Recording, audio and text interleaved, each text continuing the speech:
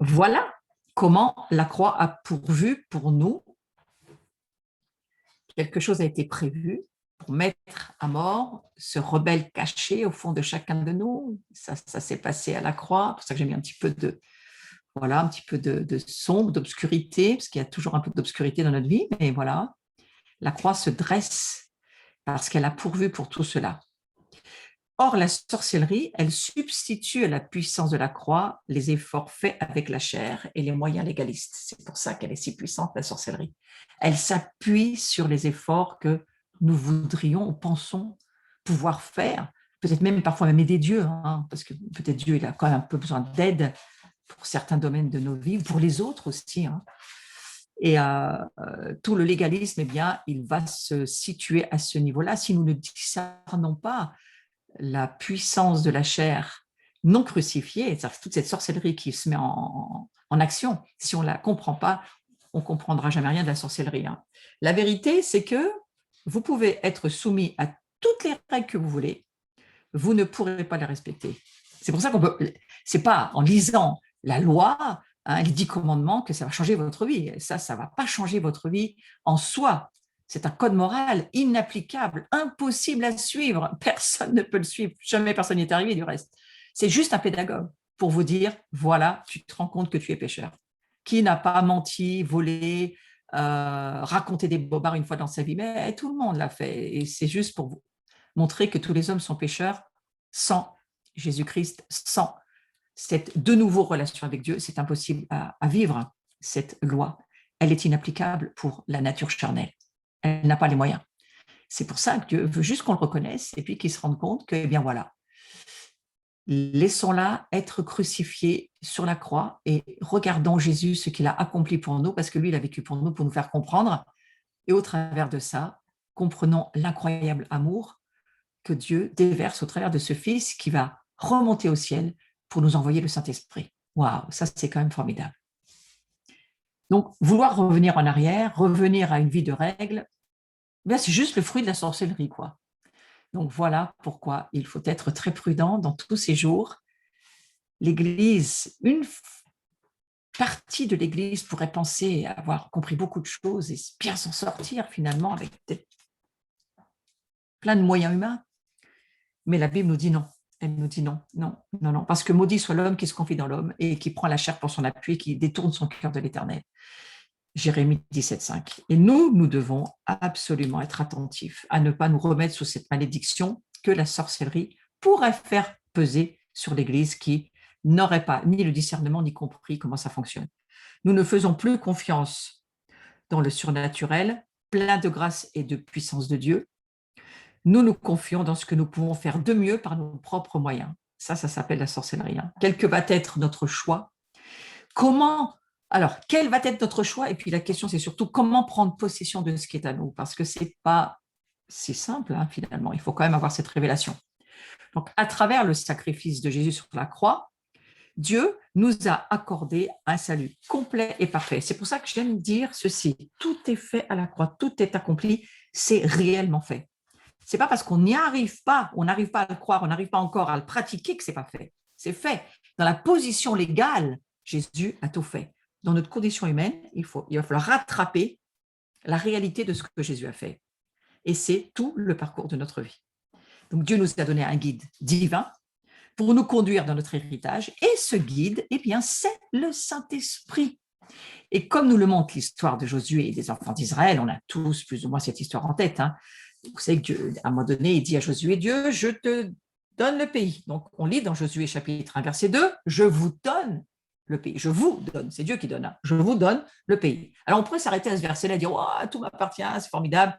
Maintenant, je suis le maître et le roi chez moi. Sauf qu'au verset 3, il dit, j'ai donné le pays. À partir de là, j'ai donné le pays leur appartenait légalement. Ouais, ben, je t'ai tout donné, Josué. Mais maintenant, regarde où est-ce que tu te trouves.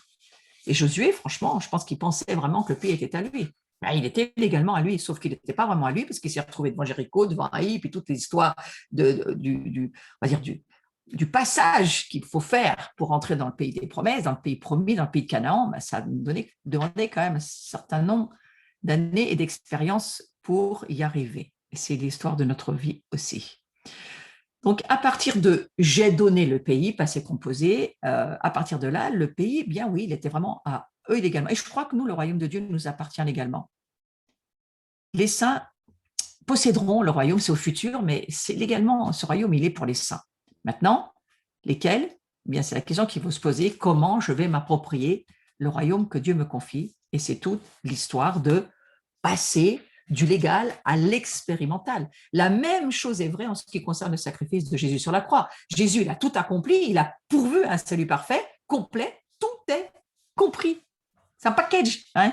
Mais n'empêche que la croix, elle doit devenir réelle dans nos vies.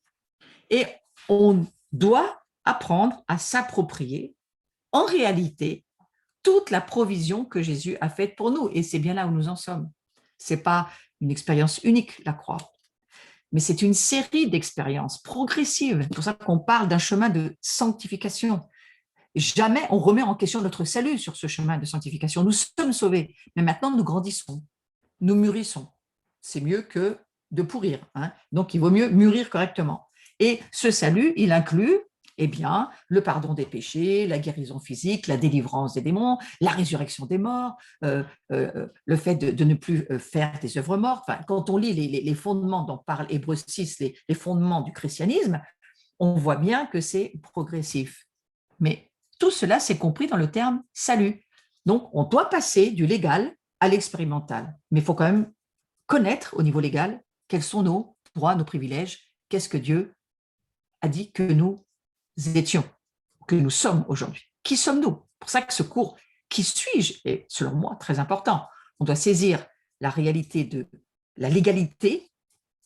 Vous savez, j'aime bien cette histoire d'une certaine manière, le prophète Zacharie, on voit qu'il nous amène dans des visions, mais ensuite il nous amène à la base, au chapitre 3, on voit qu'avec Josué, on passe du temple, on passe de la maison de Dieu, du tabernacle, à une cour de justice. Ah oui, pourquoi? Mais parce que Dieu dit, voilà Josué, j'ai fait quelque chose pour toi, mais Satan il est là en disant, mais moi je j'accuse parce qu'il n'y a rien qui correspond réellement à tout ce que tu dis, Dieu. Et Dieu dira, l'ange éternel viendra pour venir justifier le souverain sacrificateur qui a eu besoin quand même qu'on lui change ses vêtements. Oui. Il a quand même eu besoin que Dieu lui-même, l'ange de l'Éternel, vienne. Les anges ont enlevé ses vêtements sales, mais c'est Dieu lui-même, l'ange de l'Éternel, qui vient lui remettre ses vêtements de sainteté. Donc, vous voyez, c'est toute notre histoire. Il faut qu'on passe du légal à l'expérimental. Et ce que je trouve très intéressant, c'est que dans Actes chapitre 2, versets 38-39, une question est posée, une question intéressante. Alors que la croix est exposée, que certains juifs commencent à comprendre que ce Messie, c'était bien lui, à un moment donné, il est posé cette question, homme, frère, que devons-nous faire? C'est une question que posent tous ceux qui se trouvent autour de Jésus. Et il y a Pierre qui est là, qui, vous savez, c'est juste après la crucifixion, et puis le fait qu'ils soient enfermés dans la chambre haute, enfin on pense que c'est là qu'ils étaient, et puis ensuite, voilà, ils vont sortir avec cette puissance de Dieu.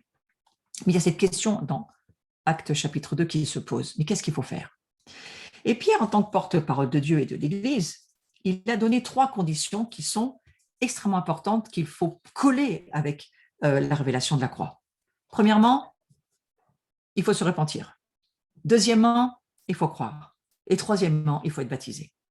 Alors, ce sont des choses très simples, hein, mais il faudrait checker quand même bien dans notre vie si on est bien passé par ces 3 échelons-là. Est-ce que vraiment on a saisi que la repentance, ce n'est pas une fois avant de se convertir ou juste avant de donner sa vie à Jésus, mais c'est un style de vie auquel il faut revenir et revenir et revenir. Hein. La repentance, c'est une étape, mais c'est une première étape, mais à laquelle il faut toujours revenir. Hein, parce que Dieu pense en cercle, il ne pense pas en linéaire. Donc, c'est comme les saisons. Il faut revenir. Ce Yom Kippour qui revient tous les ans, juste avant la fête de Sukkot, juste après Rosh Hashanah. Eh bien, voilà, il faut revenir et revenir. Donc, cette repentance, elle est la première étape que nous devons faire. Et Jésus n'est pas un complément, hein, ce n'est pas un plus aux autres choses de notre vie. Il est l'unique fondement de toute croyance chrétienne. Donc, où il est, où il n'est pas, où il est rien. Donc, voilà, nous devons nous détourner des pratiques occultes et des croyances fausses. Ça, c'est une chose extrêmement importante. C'est la suite sur le visuel. Hein. Nous devons nous détourner des pratiques occultes et des croyances fausses. Nous devons abandonner nos mauvaises voies. on n'a pas d'autre choix. Ça, c'est la repentance. Nous devons abandonner l'adoration aux ancêtres, les pratiques idolâtres que vous avez eues durant plusieurs générations.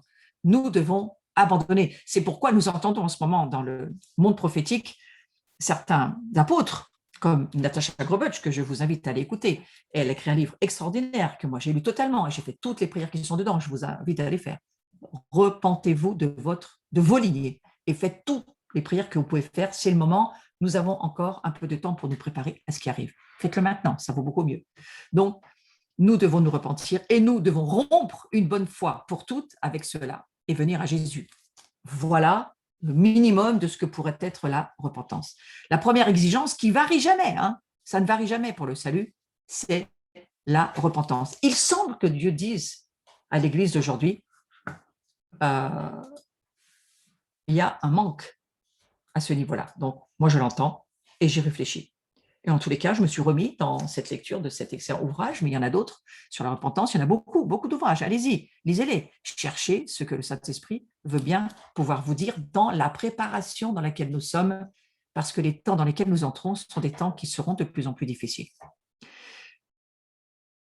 Donc, cette dernière, on va dire, se trouve toujours avant le fait de croire, cette dernière, ou première, on va dire, étape, mais ça se trouve toujours avant le fait de croire, le fait de se repentir. Et le Christ ressuscité, il explique à ses disciples la nécessité de sa mort, puisqu'il dit dans Luc chapitre 24, je vous le lis simplement, versets 46-47, « Ainsi qu'il est écrit que le Christ souffrirait et qu'il ressusciterait des morts le troisième jour, et que la repentance et le pardon des péchés seraient prêchés en son nom à toutes les nations, à commencer par Jérusalem. » Alors, nous qui sommes, on va dire, heureux de vivre dans ce monde de Dieu vivant, avec des révélations du Saint-Esprit, la Bible, c'est le livre par excellence prophétique, donc nous sommes forcément tous prophétiques. Eh bien, regardez qu'il est quand même dit, la repentance et le pardon des péchés seraient prêchés en son nom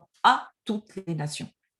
Donc cette repentance, on ne peut pas la contourner, il faut la confronter avec la croix. Et ça fait partie de l'œuvre de la croix.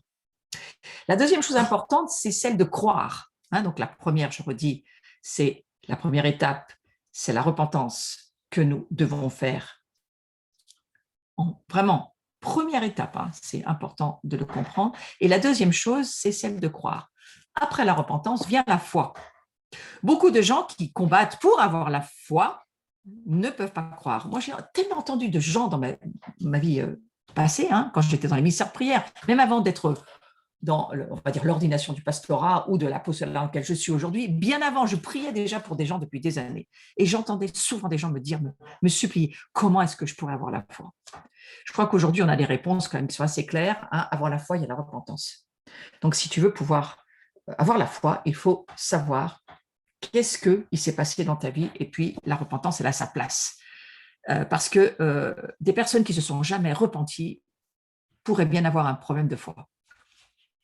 Il n'y a pas de véritable foi biblique pour le salut qu'à travers la repentance. C'est pour ça que la repentance est extrêmement importante. C'est pour ça que Satan aime bien qu'on saute. C'est comme on saute une case pour ne pas parler du sujet. Allez, ça va le faire, tout va bien aller, on donne notre vie à Jésus et puis tout va bien aller, puis il est bon, il est gentil, ça va continuer comme ça. Et puis non, parce qu'on est bloqué sur certains domaines, eh bien c'est parce que ces domaines-là ont besoin certainement de repentance. Il faut se détourner du système de la rébellion, il faut se détourner de tout ce qui en nous est une forme de sorcellerie qui va à l'encontre de ce que Dieu nous dit dans sa parole, et il faut confronter nos péchés par la croix. C'est à cela que la croix sert aussi. Donc, venez dans le royaume de Dieu, soumettez-vous au roi, et puis c'est là la véritable repentance. Et puis, au travers de ça, eh bien, vous serez délivrés du système du monde. On se délivre, même parfois, simplement en se soumettant. Soumettez-vous à Dieu, résistez au diable. Vous ne pouvez pas résister au diable si vous ne vous soumettez pas d'abord à Dieu. Donc, c'est votre degré, la mesure de votre soumission, et ça, il n'y a que Dieu qui peut le savoir, là, et votre cœur, on va dire, la mesure de soumission de votre cœur fait fuir le diable. C'est pour ça que la détermination, la persévérance, l'endurance sont extrêmement importants. Ce sont des guerres qui sont gagnées simplement par des décisions intérieures. Vous savez, quand vous dites au diable, il n'y a pas moyen. Ça fait fuir le diable. Et la troisième chose importante, c'est le fait d'être baptisé. Donc, le baptême, baptisé, je redis tout simplement parce que c'est tout simple, ça veut dire plonger, ça veut dire immerger sous une surface d'eau. Et je crois que toute personne aujourd'hui qui refuse d'être baptisée, il y a une rébellion, il y a quelque chose qu'il faut traiter, quelque chose qui ne va pas. Parce que Jésus, qui n'en avait même pas besoin, il s'est fait baptiser pour nous montrer le modèle, le protocole pour entrer dans notre salut complet. Et donc, c'est important de le comprendre. Le baptême de Jean, c'était une reconnaissance publique qu'une personne s'était repentie de ses péchés, c'était une reconnaissance, effectivement, hein, mais ça n'allait pas plus loin. Jésus, lui, il s'est soumis au baptême de Jean. Cependant, il a dit, ce n'était pas une reconnaissance ou une confession de péché, hein, puisqu'il n'avait jamais commis de péché, Jésus. Mais Jésus, il explique la raison pour laquelle il s'est fait baptiser, et on le lit dans Matthieu, chapitre 3, verset 15, et c'est pour accomplir tout ce qui est juste. Donc, voilà ce qu'il faut répondre à quelqu'un qui vous dit « Moi, je veux bien donner ma vie à Jésus, mais le baptême, j'en veux pas. » Eh bien, il faut dire à cette personne, il faudrait peut-être que tu commences à considérer qu'il faudrait accomplir, comme Jésus l'a fait, tout ce qui est juste. Donc, c'est par sa soumission, vous voyez, le pouvoir de la soumission ici est extrêmement fort, c'est par sa soumission. Jésus, il a accompli par un acte extérieur, c'est juste un acte extérieur. Pour moi, c'est un immense acte prophétique que Jésus a fait. La justice intérieure, il a accompli par un acte extérieur la justice intérieure qu'il possédait, lui, de toujours, de toute éternité. Il est Dieu. Donc, vous voyez comment Dieu se restreint, il s'incarne pour nous amener un modèle et pour nous dire, il n'y a pas d'autre chemin que celui-ci. Accomplis ce qui est juste, fais comme moi. Moi, j'en avais pas besoin, mais toi, tu en as besoin. Donc, c'était la porte par laquelle il entrait dans son ministère public. Il n'a rien fait tant qu'il n'a pas été obéissant au protocole que son père lui avait demandé pour lui-même et pour le monde. Jean-Baptiste, il ouvrait la voie au ministère de Jésus et de l'Évangile. Et la repentance, elle ouvre la voie au réveil, elle ouvre la voie au prophétique, elle ouvre la voie à la vie de l'esprit. Mais, je vous redis, sans repentance, très peu, peut-être même parfois pas du tout, même pas de foi, même pas de vie de l'esprit. C'est pourquoi, parfois, il faut juste redire à soi ou à certaines personnes, il faut revenir à la repentance et essayer de voir dans notre vie, dans ta vie, qu'est-ce qui se passe, qu'est-ce qu'il y a. Il faut exposer la sorcellerie. C'est pour ça que je fais le parallèle entre la sorcellerie et ce merveilleux livre qu'a écrit Derek Prince, La sorcellerie exposée. La croix, c'est un endroit d'exposition. Jésus, du reste, est exposé, sans linge, sans vêtements, sans rien, dans une nudité horrible pour lui, parce que c'était quand même horrible à vivre au niveau humain. Eh bien, il l'a vécu pour nous. Voilà. Et on se rend compte qu'une fois que Jésus a terminé son ministère terrestre et il a payé le prix pour nos péchés, eh bien, le baptême de Jean-Baptiste, à ce moment-là, il n'est plus valable. C'est plus de celui-ci dont il s'agit. Il s'agira du baptême d'eau et de l'esprit, parce que le baptême d'eau, c'est pour nous amener au baptême de l'esprit. Le baptême d'eau pour le baptême d'eau n'a pas d'intérêt. Le baptême d'eau, c'est un protocole pour nous amener ensuite à recevoir le Saint-Esprit. Et c'est pourquoi, que ferons-nous, frères? Eh bien, il faut se faire baptiser d'eau et puis ensuite, il faut se faire comprendre qu'on a besoin du baptême du Saint-Esprit. Alors, on lit dans Actes 19, verset 5, après avoir entendu cela, ils furent baptisés au nom du Seigneur Jésus. Ce qui distingue le baptême chrétien de celui de Jean-Baptiste, c'est que par cet acte, la personne baptisée, elle s'identifie publiquement avec Jésus dans sa mort, dans son ensevelissement et dans sa résurrection, chose que ne pouvait pas faire le baptême de Jean. Donc, dans sa résurrection. Et Colossiens chapitre 2, verset 12 nous dit ceci, « Vous avez été ensevelis avec Christ par le baptême, vous êtes aussi ressuscités en lui et avec lui par la foi en la puissance de Dieu qui l'a ressuscité des morts. » Vous voyez, pour moi, ça, c'est la base de la compréhension de la croix pour rentrer dans la vie de l'esprit. Si on n'a pas la révélation de l'ensevelissement de Jésus, le baptême qui nous ensevelit, on se considère comme mort à notre vieille nature, mort à la puissance du péché, parce que c'est Jésus qui l'a vaincu pour nous. Eh bien, si nous n'avons pas la révélation qu'il est ressuscité, que nous sommes ressuscités avec lui, et que par la foi en la puissance de Dieu, nous allons pouvoir vivre. Si nous n'avons pas ces, on va presque dire ces rudiments de révélation, mais comment voulez-vous qu'on puisse avancer dans la vie de l'esprit? Donc tous ceux qui proclament le salut par la foi dans l'expiation de Jésus donnent un témoignage public de baptême. Tous ceux qui, ils ont la révélation par la foi, ils savent que Jésus est mort, enseveli, ressuscité pour qu'eux puissent rentrer dans leur nouvelle vie. Cette recréation que nous sommes, et nous entrons dans ce chemin que nous ouvre Jésus, dont il est tellement question dans le livre des Hébreux, hein, le grand Melchisédek, qui lui devient pour nous une race qui n'a ni commencement ni fin. C'est quand même extraordinaire.